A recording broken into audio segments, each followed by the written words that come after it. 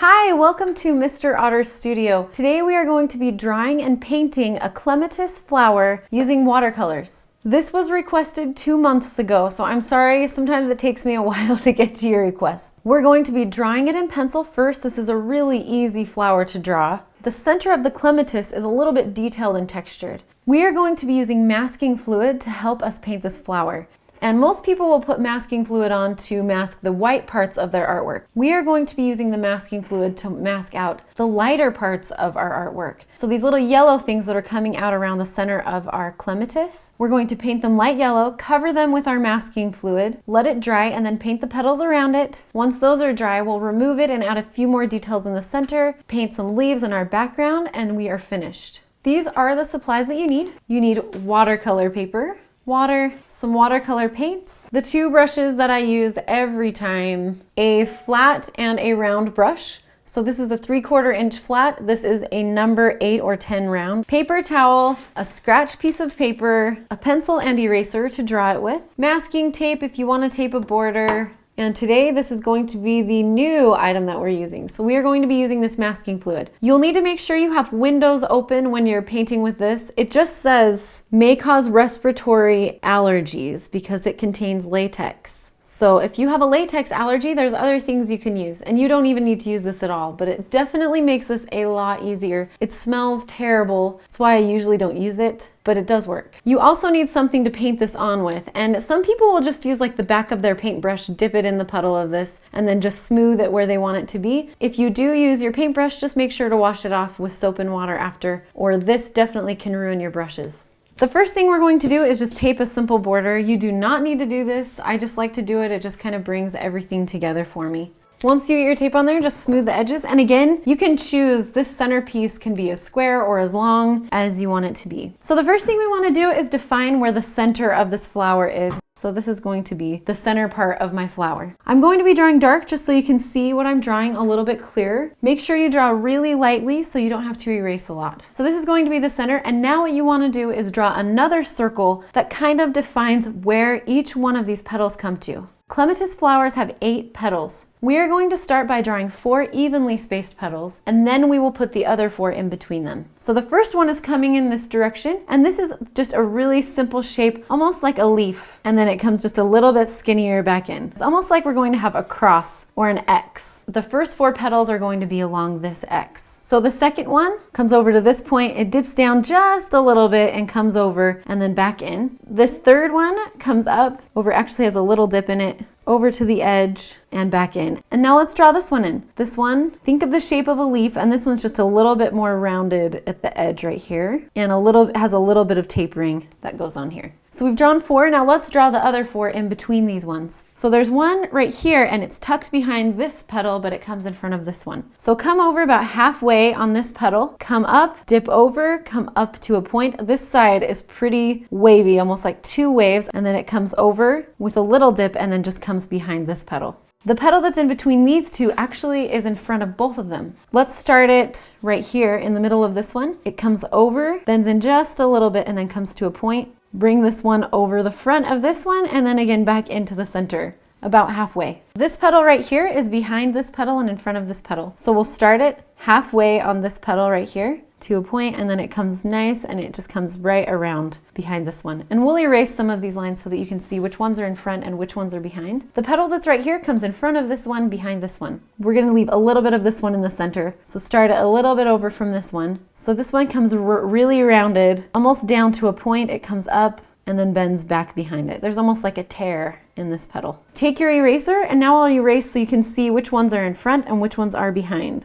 So in the center, there's all of these finger-like things coming around the shape, and I'll point to them right here. You can see them in the middle. How to draw those is there's a middle ball shape, so we're just gonna draw it in. It's a little bit smaller, comes a little bit down towards the bottom of the center circle. And then around it, we have these little fingers coming out. So just think you're drawing all of these like worm-like shapes, and they're pointed in that direction. So the ones on the very bottom, they're just kind of coming out and going up. Some of them are really short. And inside, there's kind of a center part, maybe right here, it's towards the top of this shape. And these little finger-like things are coming in towards it. So you can start to draw them right on the ball. These are going to be the lightest part, light yellow. And what I'm going to do Before I paint, I'm going to use my eraser to just dab over these and lighten them up. You can do the same thing with the outline of your flower as well, with any of these petals. As long as you can still see the lines, you can have those as light as you would like them to be. So clematis leaves are really easy to draw, and they're almost the same shape as the petals. So we'll have to remember not to paint them in. This is on a vine, so there's some that are just coming down in here. So I'm just kind of drawing some random leaf shapes in here. And then there's more leaves up in here. There is kind of a vine right there, and then there are some leaves coming off of it. Let's paint in this middle section first. So get your paints set up. If you're right-handed, put them on the right side of your painting. If you're left-handed, put them on the left side. All right, the center part is going to be really light, so I'm just going to make a tiny little puddle in my tray right here. And I'm just gonna grab a little yellow paint, drop it in there. So let's just see what that looks like. So that's an okay color. I might add just a little bit more yellow to it so that it looks like this.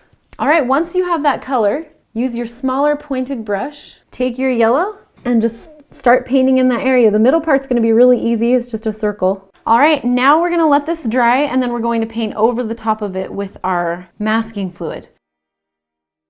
So grab your cheaper brush or a toothpick. There's a bunch of things you can use to paint on masking fluid. I'm just gonna pour it into a little container. You could put it onto a plate. Grab a little bit of it on your paintbrush and then just carefully cover up any of the areas we don't wanna paint over. And you'll know when it's dry because it will be clear. It's already started to dry and you can tell because it's clear. I would rinse out your brush and this container right now just so this does not dry. While we're letting that dry, let's go ahead and mix up the color for our petals. Now I'm going to be mixing up a little bit more of a purple, but you could use whatever color you want. Clematis flowers come in a variety of colors. This technique would be the same whichever way you decide to do it. We're going to paint the darker color around the edges and then we're going to create a gradated wash in the center. Let's mix up the color for our petals, and again, you can change this to be whatever color you prefer. So I'm mixing up a petal that's going to be pretty big. You could also mix your own purple just by using red and blue. So I'm dropping purple into this puddle and I need this to be way dark. So it looks dark, right, in the puddle, but then when you paint it on paper, super light. This is why your scratch paper is so handy. I just keep picking up color in my tray and adding it to my puddle. And by darker, I don't mean adding black to it. I mean more saturated color. I finally got my color dark enough.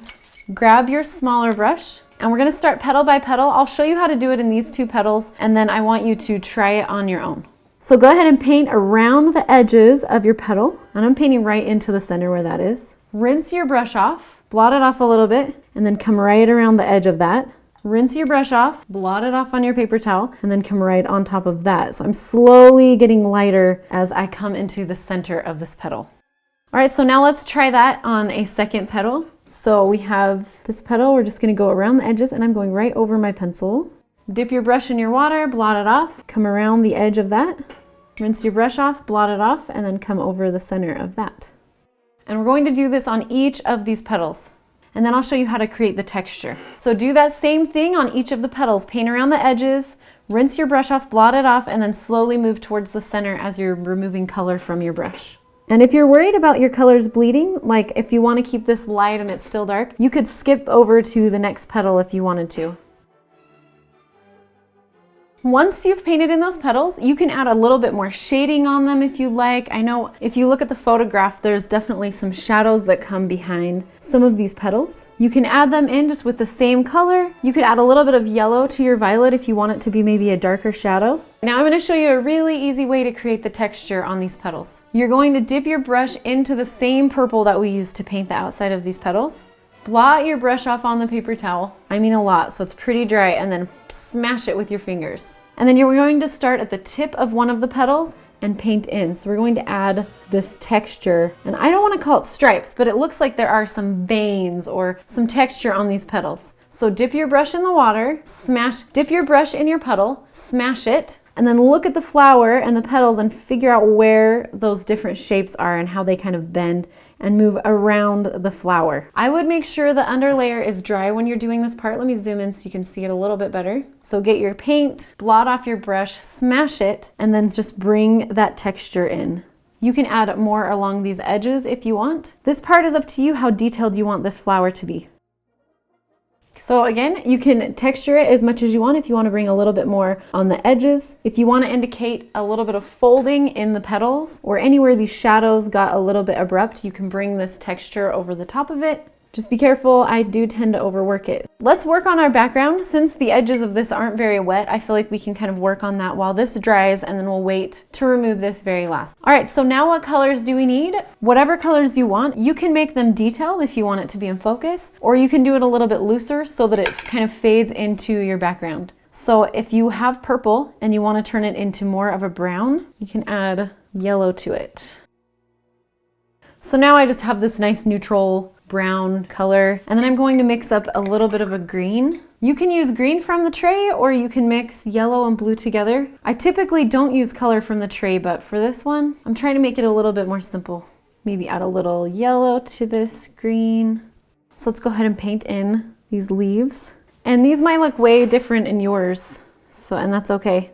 In a painting like this, really, I try to use the leaves to kind of anchor it, make it feel like it's not just floating on my page. These leaves aren't going to be super detailed, but I'm just going to grab the same green color. I might add a little bit more violet to it, and I'm just going to add just a little bit of shading on them. And then after I add those little shadows, I just rinse my brush off, blot it off on my paper towel, and I'm just going to come along the edge and just soften the edges of those shadows. Again, I'm not getting super detailed with these leaves. I don't want them to be the focus of this painting. And now let's grab this brown, purpley brown color. And then just grab a test piece of paper. Make sure that is the color that you want for your background. Make sure your greens dry when you start doing this. And also, I'm going to be using 2 brushes to paint in my background. I'm going to be using my rounded brush for some of these smaller areas, and then I'm going to be using this large brush for my larger areas. So I'm just dipping my larger brush right in that puddle. This is just soaking up some of my paint. I want it to be loaded with paint so that I can get kind of a smooth wash in here. And then I'm just going to go in any of these areas that I can with it. And it's okay to leave a little bit of white. And you'll notice I'm just slightly overlapping the colors when I paint back over it. And again, you could do this background whatever color you want. You could do it more of a blue. You don't have to stick with the colors ever that I'm using. While my background's drying, I'm going to work a little bit in this yellow area. So this is totally dry now. To remove the masking fluid, you want to just get your finger, and then I just usually push it off. Now we do need to add a little bit of detail in that. So what we're going to do is we're going to mix a little bit of a darker yellow. We're just going to mix a darker yellow up right here. It could even be the exact same color that we used before, and that would be totally fine. I'm going to add just a little bit of violet to it. And now what we're going to do is we're going to create some texture and shading in the center of our flower with this other yellow. All right, so grab that new yellow on your brush and let's just define some of these areas. Like remember, the center area was round, so we want to redefine that around the bottom of it, right? It was definitely shaded in there. Also up towards the center, there's a darker part in here that kind of is going to be coming around and down. Just remember those little shapes. You can kind of bring some of them back up and in. You can add some shading onto those individual little pieces to separate them. If there's any white that accidentally got left, you can kind of adjust that. Now I'm going to make this just a little bit darker and add the very last details, so a little bit more shading there and in the center. So to make it darker, I just added a little bit more violet to my puddle, and then I'm just going to come into the center here and make almost like a little starburst shape. Add a little bit more in here. And then on the top, I want to separate these 2 areas. Not with such a dark color, but definitely I need it to be a little bit darker. So you can add as much texture and definition in the center part as you want. So once you finish that and your background's dry, you can go ahead and take your tape off. Really quick, I did make a mistake. I put my paint set on this and it took some of the paint off. So never set your paint tray on your painting. Go ahead and remove your tape carefully and you're finished. Go ahead and put your name on there, the date, whatever you would like. Thank you so much for painting with me. You are finished. I hope you learned how to use the masking fluid in your paintings, why it's helpful, and also a few tips for creating a gradated wash and some texture on your petals. This is a really fun flower to paint. It's really easy. We're just using basic colors from our watercolor set. Thank you so much for painting with me today. Now what I would do is go and find a flower and try painting it using these techniques. Have a wonderful day. Thank you so much for painting with me.